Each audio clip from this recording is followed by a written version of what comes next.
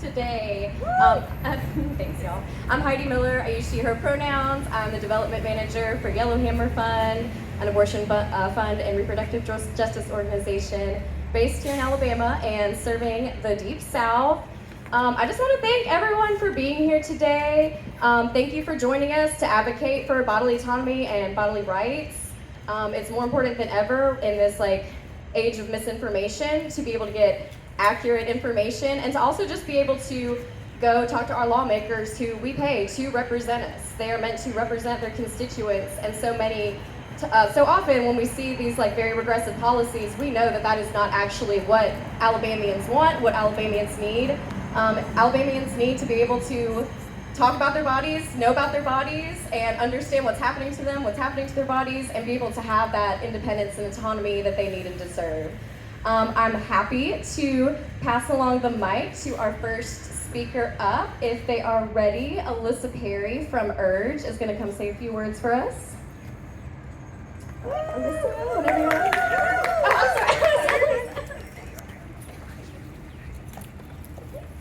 Good morning, everyone. I am Alyssa Perry, and I am here on behalf of URGE Alabama's chapter, and all of the young people that fight for reproductive justice rights alongside us. As a Black, queer activist born and raised in the Deep South, it was important for me to be present today, not only to continue to fight for reproductive rights, but to honor everyone who has fought before me. Today we find ourselves continuing our mission to oppose SB209 to protect our youth from the harm that it could cause. For those of you unfamiliar, Bill 209 aims to eradicate any remnant of comprehensive sex ed from K through 12 schools and replace it with a curriculum exclusive to abstinence only until marriage education. Lawmakers are calling this sexual risk avoidance education, implying that simply abstaining from any and all sexual education is the only preventative measure against sexually transmitted diseases and or pregnancy. As many of us know, bills such as these do more harm than good. They deny our youth of the chance to better understand themselves and deny them of their right to a fruitful education, one that not only prepares them for their future, but educates them on how to protect themselves from people willing to do harm on the miseducated. Through forced suppression of curiosity and discouragement of their autonomy under this bill, our youth would enter yet another reality where their questions go unanswered and their diverse realities are invalidated. As young children, we are encouraged to be bold and inquisitive individuals. Why should those qualities have to die when it comes to the topic of receiving a proper education? By showing up today, it is evident that not only are young Alabamians and their supporters in want of a comprehensive sex ed that is also medically accurate and inclusive, but we recognize that there is a need for it. We are willing to fight for it because we are aware of how detrimental the alternative is. No matter the outcome of SB 209, it is important that beyond today, we continue showing up to share our stories, educate each other, build community, and raise our voices. There's unlimited power in reminding ourselves that our health, desires, and identities are valid and rightfully ours. We will not allow SB 209 to make us lose sight of the power that we have as a collective. I look forward to continuing the fight with you all. Thank you for spending some time with me.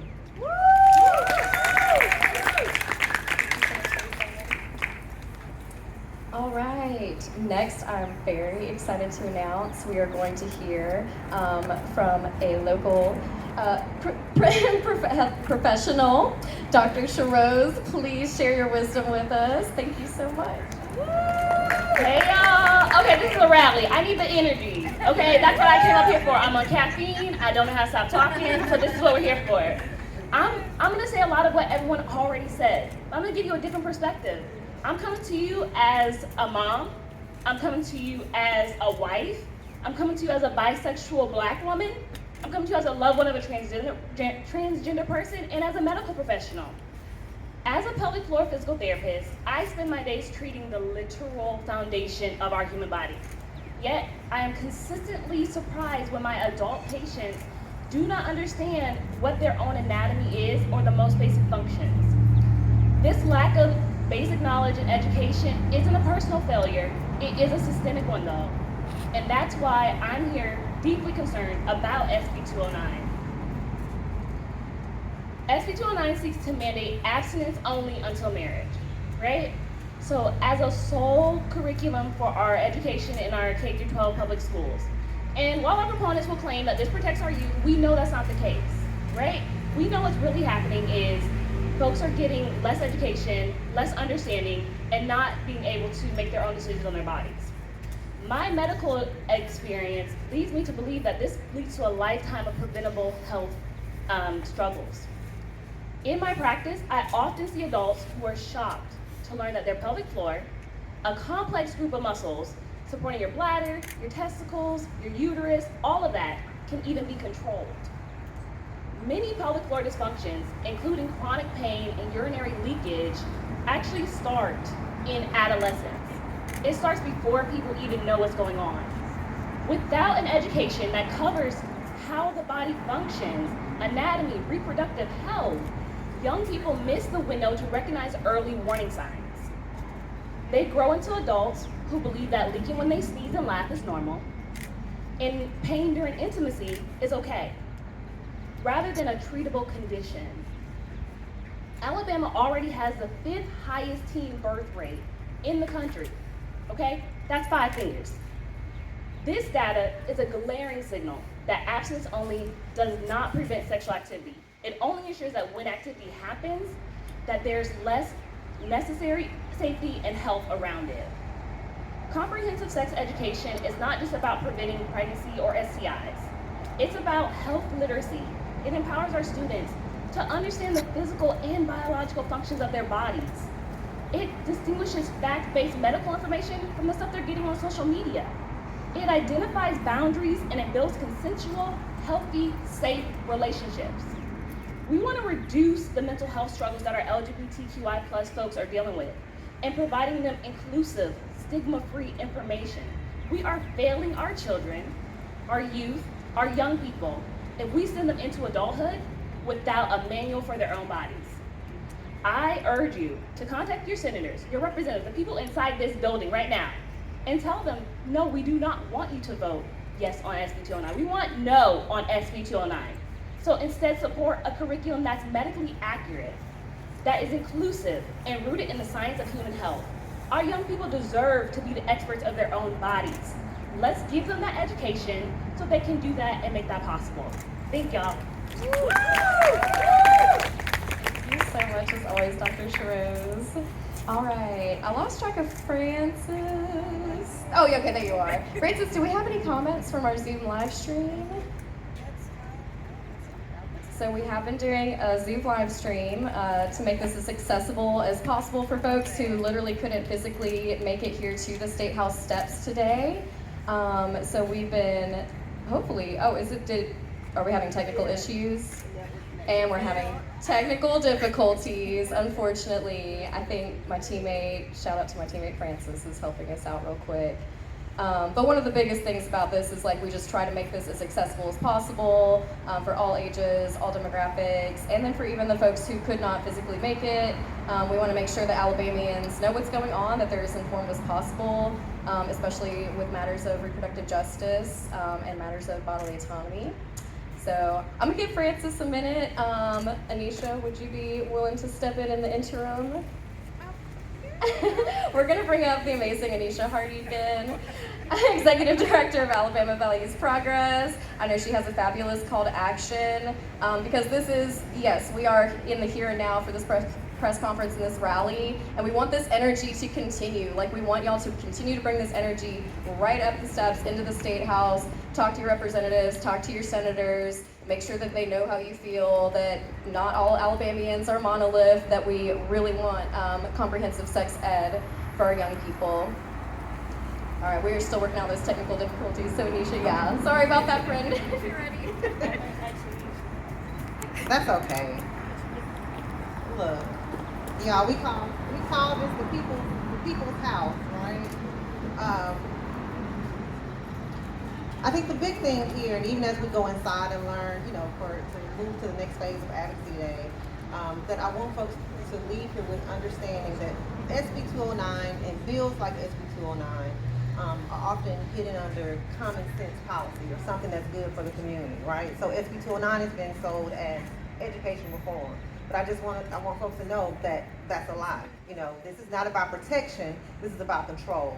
And I think here's the part that we have to start saying out loud and continue to say out loud, that they are trying to catch young people before they are forming the meaning of the world that they live in, right? So that when it's time for them to continue to stand out here and show up and to demand that legislators do their job, they have not made that meaning and that connection about where power lies and the agency that they have, right? And then also, another thing that we need to leave here understanding is that reproductive justice means bodily autonomy, but it also means access to information. It means being able to make decisions about our lives without the state standing between us and our humanity. I want to name very clearly that when the state withholds truth, that is policy violence.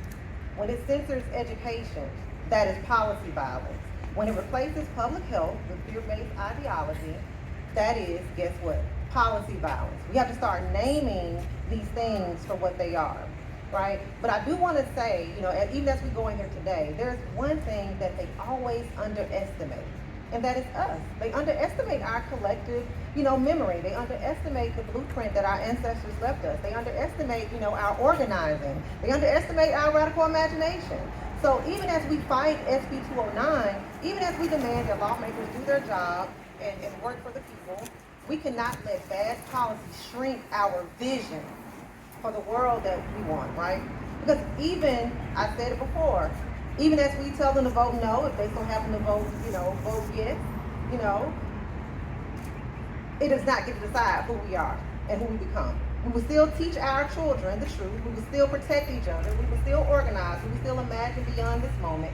Our bodies are ours, right? Our future, is not negotiable. And one word I haven't used today and I haven't talked about, I do want to say, and liberation does not stop, at the doors of this building. So I think we need to stay loud and stay rooted and hold on to the fact, hold on to our radical imagination, because that's where freedom really starts. And I think it's important for folks to just kind of live in that. I think folks need to just let out and say, our bodies, our futures. Y'all are holding the signs, but let's actually make that declaration. Let me hear you say, our bodies, our future. Our future. Our bodies. Our bodies. Our future. Our future. Period. Shout out to those that said it. But no, y'all, we have work to do and the work continues. And I thank you all for being out here and for standing in solidarity. And this is what democracy looks like. This is where the work starts. Getting informed. Go and tell your neighbors so they can tell their neighbors. Spread the word about bills like this. Again, the biggest fear is an informed community, because knowledge is power. And when you come into that knowledge, you are empowered. And when you are empowered, you act. And you act with confidence. And you act with intentionality. So I encourage you all to do that today and also do that beyond today. All right, thank you.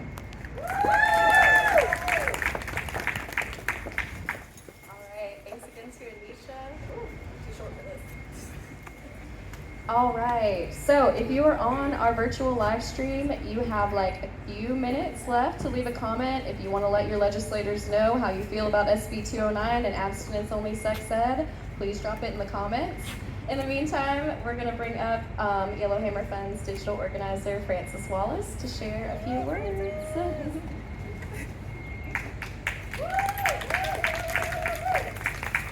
All right, thank you all for coming out today. As a child, you can be scared of many things: the dark, monsters, storms, and more. When children present these fears, a parent's main instinct is to comfort and protect them from what they feel may harm them. But we preach time and time again that those who do not learn history are doomed to repeat it. We reside in a country where legislators are quick to put in protections for children from education, but won't put in protection from school shootings, from bullying in schools, from abuse in homes. This lack of true protection and lack of education dooms our youth to conform before they've had a chance to grow, a chance to live their own lives, to build caring generations. And this is intentional. The more education we lose, the more they're able to hide harms in plain sight with bills such as SB209. We have a choice to make today. We can either sit in these harms or we can move to action. We're in the very place where these bills are being made, being passed, where the representatives that hold the real lives of our youth in their hands currently reside. With that, I urge all of you to take action. You have made the first step, which is to show up. Now I ask you, what will you do with that today?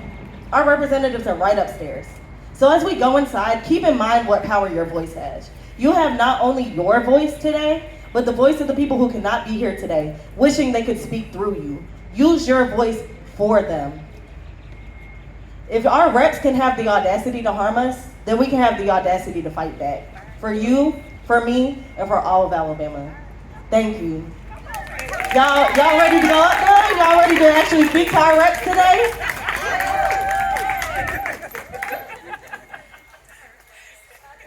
All right, thank you so much. All right, I think we're gonna check on our Zoom folks one more time.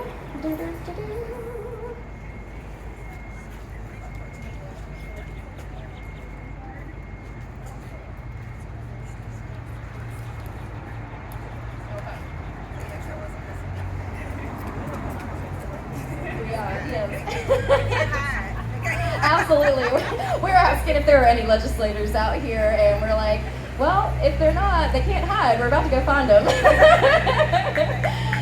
And so, yeah, I'm just so happy to see all these faces. I'm really, really excited to take this energy into the State House. I do want to shout out, as much as we were doing all these call to actions, I also want to shout out some resources, and I want to name, I can't help but plug Yellowhammer Fund. If anyone needs...